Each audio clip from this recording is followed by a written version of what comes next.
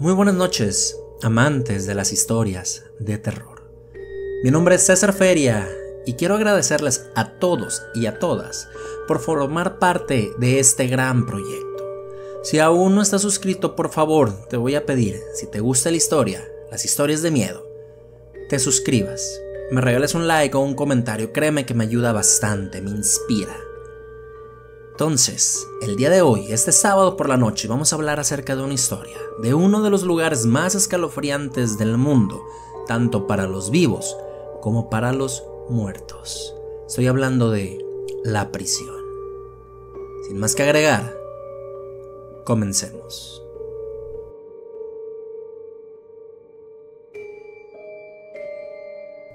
Soy un ex militar, y yo no me di de baja en el ejército. Tampoco deserté. El motivo por el cual fui dado de baja fue porque me negué a participar en un operativo que a mi parecer no estaba bien. No puedo dar detalles al respecto, y basta con que sepan que había bajas civiles de por medio. Eso fue en el año 68. Yo tenía 20 años cuando me enviaron a Lecumberri, y estuve ahí como unos 3 o 4 años. De ahí me movieron a Sinaloa, donde estuve más de 20 años, y después fui trasladado a la colonia penitenciaria de las Islas Marías.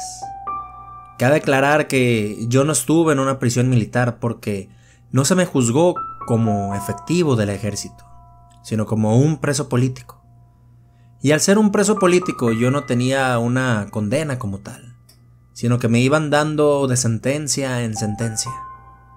Yo llegué a la prisión de las Islas Marías entre el año 94 y el 95, más o menos. Y la colonia penitenciaria era una cárcel muy curiosa. Esto era porque toda la operación del penal se derivaba de la certeza que ningún reo podría escapar, al menos no vivo. Quizás salir de la isla no era imposible, pero alcanzar tierra firme nadando definitivamente no era posible.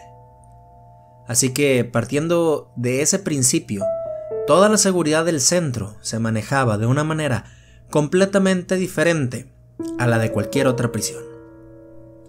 Al ser un lugar tan viejo y estar prácticamente a mitad de la nada y rodeado por decenas de kilómetros, era de esperarse que tuviera un montón de leyendas extrañas. Y ciertamente se decían bastantes cosas, pero a mí solo me constan 3. Son las únicas de las que yo puedo dar testimonio de que sí ocurrían, y que no se trataban solo de habladurías de los reos y de sus familias. La primera experiencia peculiar que tuve ocurrió una tarde-noche mientras realizábamos trabajos. Estábamos varios presos y quien nos custodiaba, de pronto empezamos a escuchar que alguien estaba cantando. Yo, que era de los más nuevos, me giré extrañado, tratando de averiguar de dónde provenía aquella voz. Era una voz masculina, bastante bien afinada, y aparte el canto estaba acompañado por una guitarra.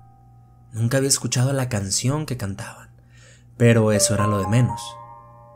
Lo que a mí me pareció más extraño fue que todos los demás parecían ignorar el misterioso ruido. Uno de los presos me dijo que no le prestara mucha atención, que ese fantasma se ponía a cantar al menos una vez por semana. Y yo ya tenía varios meses y jamás lo había escuchado. Pero el preso me dijo que lo que ocurría era que el fantasma siempre se aparecía en lugares diferentes. Al esfumarse el último rayo de sol, se pararon los trabajos y todos volvimos al interior. Pasaron varias semanas antes de que se volviera a escuchar que de la nada y a la distancia un hombre se pusiera a cantar y a tocar la guitarra. Yo pregunté entre los reclusos sobre si alguien de casualidad sabía qué se escondía detrás de ese fantasma, y nadie supo darme una respuesta concreta sobre el origen de esa cosa. Algunos decían una cosa y otros decían otras. Y en lo que la mayoría estaban de acuerdo es que se trataba del fantasma de un preso que había muerto ahí. Él, en vida, había sido una especie de músico ranchero y se contaba que siempre andaba con una guitarra y le gustaba entretener a sus compañeros cantando. Al principio dije que las Islas Marías no eran un centro penitenciario ordinario porque, para empezar, no había muros rodeando las islas. A algunas familias se les permitía ser presos por voluntad propia, con tal de permanecer cerca de su pariente, pero hay otro detalle, quizá minúsculo, pero el momento que fui trasladado aquí llamó mucho mi atención, y es que pude ver un edificio religioso, templo o quizás tal vez una iglesia, como lo quieran llamar, y en el punto más alto del cerro, una cruz. No sabía explicarles por qué, pero aquello me hizo sentir diferente. No me sentía como cuando había estado en Lecumberri. Sí, claramente seguía preso y me quedaban muchos años, pero no me sentía mal. Hago mención de todo esto porque en una ocasión, mientras trabajaba, yo estaba moviendo algo de un lugar a otro y en el trayecto pasé por enfrente del edificio religioso.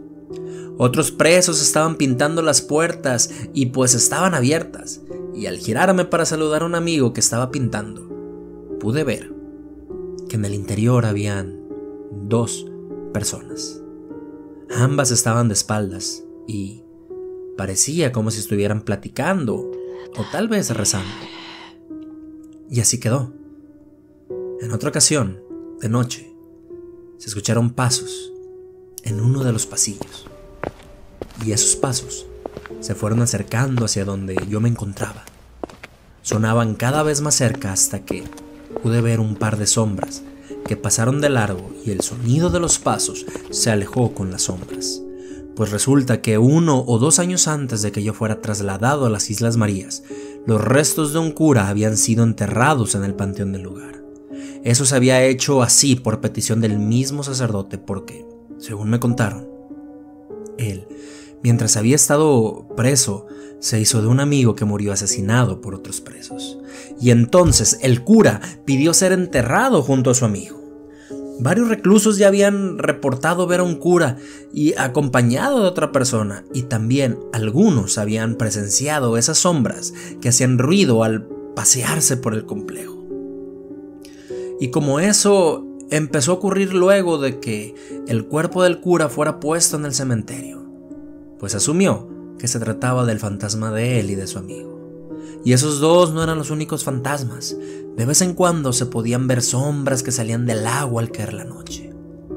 Nunca se acercaban, solo se quedaban paradas en la costa, como mirando hacia adentro, vigilando, al pendiente de que nadie intentara huir nadando.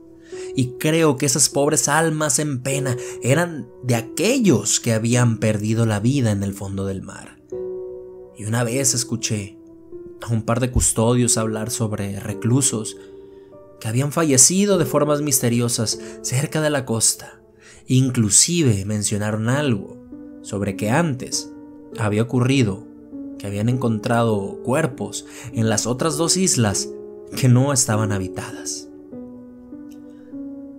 Yo estaba haciendo el aseo cerca de donde estaban ellos y por eso pude escuchar. Porque cuando quise preguntar a otros reos, nadie sabía absolutamente nada del tema. Y pasaron así varios años. Las cosas paranormales se repetían con relativa frecuencia. No del diario, pero no había nada nuevo. Hasta que un día se encontró en el cerro a una mujer ahorcada. Ella era prisionera de las islas. Y el reporte oficial fue que ella misma se había quitado la vida por un fuerte y repentino episodio depresivo, lo cual a mí y a otros reos nos pareció extraño, porque la noche que se supone que acabó con su vida, había acudido a una especie de, llamémosle, convivio, por decir algo, y se le vio muy alegre, así que al menos a mí no me hacía sentido que esa misma noche que había estado bailando, decidiera acabar con su vida.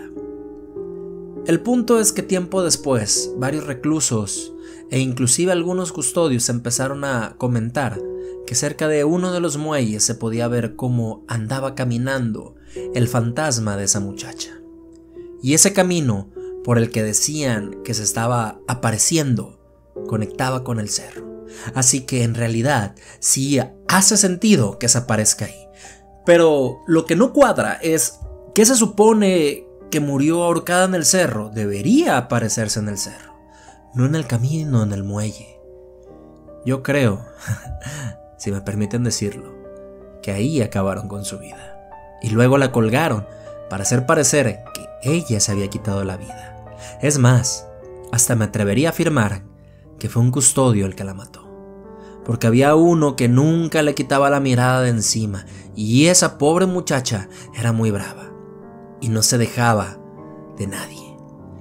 En una ocasión tuve la oportunidad de presenciar aquel fantasmagórico suceso. Ya había caído la noche y yo me las había ingeniado para separarme del grupo de trabajo y así estar afuera.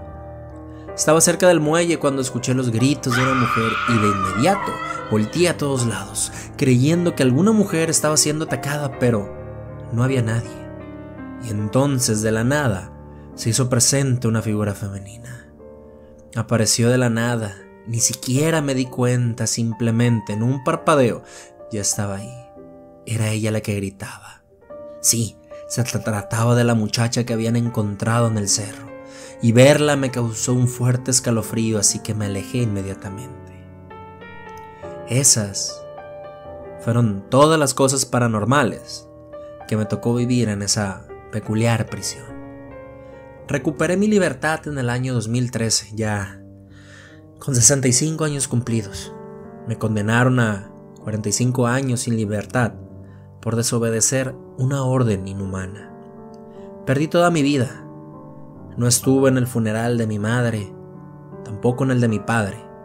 No tengo mujer ni hijos y vivo con uno de mis hermanos, que gracias a Dios me recibió en su casa.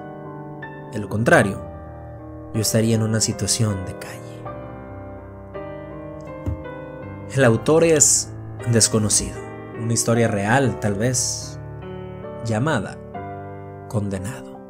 Si te quedaste hasta aquí, amigo o amiga, te doy las gracias por acompañarme una vez más en este gran proyecto. Ya llevamos más de un año y continuamos subiendo historias. Espero puedas compartirla con tus amigos, con tus amigas, en esas noches que quieres dormir escuchando una historia de terror. Sin más que agregar, ten dulces sueños y hasta la próxima.